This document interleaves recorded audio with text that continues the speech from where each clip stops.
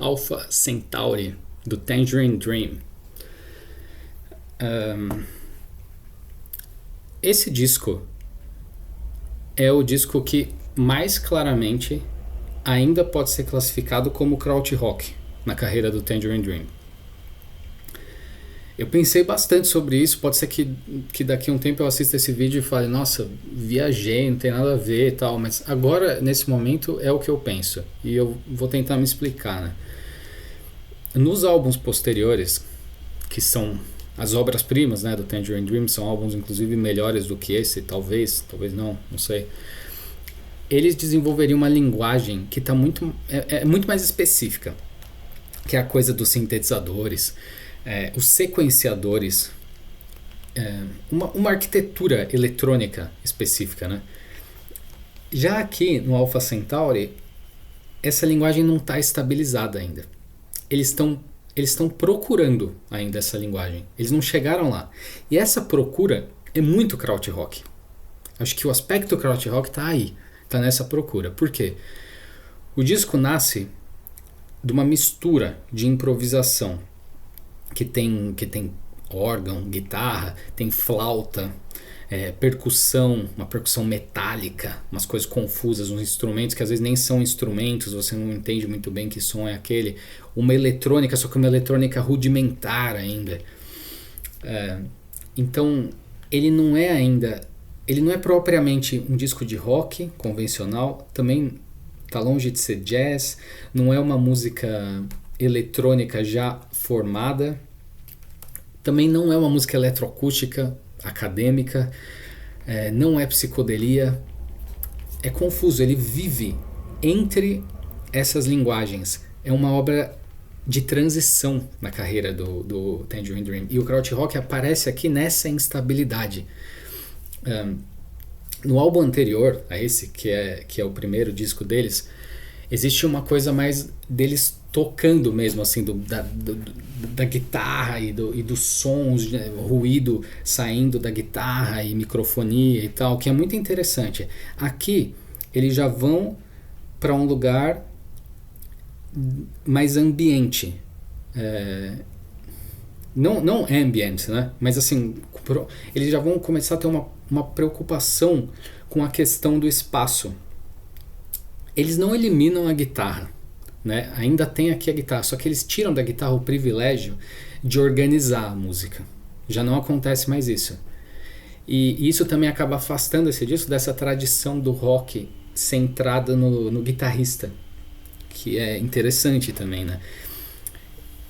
E aí é uma música que é espacial, que ainda nasce da banda tocando, não de uma arquitetura eletrônica. As sinfonias de sintetizadores do Tangerine Dream, né, pelo que eles ficariam famosos depois com os sequenciadores e tal, não é daí que nasce. Essa música espacial nasce da banda mesmo. E nisso tem várias coisas que acontecem pelo fato de serem pessoas tocando. A questão de um acidente, a criação da matéria, uma certa colisão. Eu penso muito nisso escutando disso, porque são 3 faixas e eu acho que existe uma espécie de uma jornada assim, que parte de uma criação de uma matéria bem física que depois colide com outras até na última faixa alcançar o cosmos. É uma viagem, mas para mim faz sentido. Muito por conta dessa percussão metálica também e por conta da flauta, porque a flauta introduz uma tensão que é fundamental nesse disco, porque ela pode soar pastoral, até telúrica ou arcaica, só que ela aparece dentro de uma paisagem que é cósmica, que é eletrônica. Então, ao invés de harmonizar esses 2 universos, ela só torna esse contraste ainda mais estranho. E ela gera uma espécie de uma melancolia na gente. Escutar aquela flauta ali naquele contexto, porque a flauta traz o corpo para o cosmos. E nisso a gente se sente pequeno, se sente sozinho. Acho que muito porque na flauta a gente escuta o ar que atravessa o instrumento. Então remete muito a uma respiração humana dentro desse espaço desmesurado, esse espaço, essa vastidão sem fim do espaço. É a memória da Terra que é levada a esse espaço. Isso gera uma sensação de desconforto, que inclusive ajuda, eu acho, a explicar por que não é New Age isso, né? Porque às vezes com essa explicação que eu tô dando pode parecer meio New Age e tal, só que não tem nada a ver, porque no New Age o espaço costuma ser justamente luminoso, né? Costuma ser terapêutico quase. E aqui não, aqui no Alpha Centauri o espaço eu ia falar hostil, mas não é hostil, ele é indiferente. O espaço é indiferente. Ele, inclusive, eu acho, é um espaço que está mais próximo da questão do sublime romântico do que do espaço da ciência que a gente está acostumado, né? Aquela coisa científica, porque é um espaço que é vasto demais, ele é antigo demais, ele é desconhecido demais, ele é indomável, é impossível de ser dominado. E nisso eu acho que o Tangerine Dream consegue criar uma espécie de um horror cósmico sem narrativa nenhuma. Eles capturam a sensação do horror cósmico.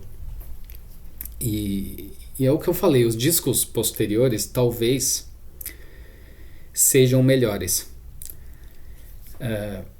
que é onde já eles criam a linguagem que viria a ser a tal escola de Berlim, né?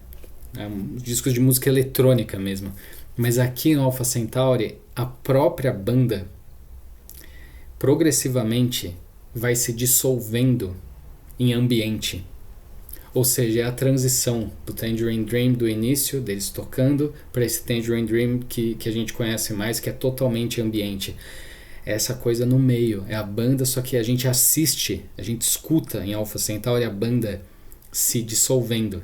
É o momento em que o Tangerine Dream ainda não se tornou plenamente uma banda eletrônica, só que já deixou de ser uma banda de rock convencional. E essa fricção é krautrock demais.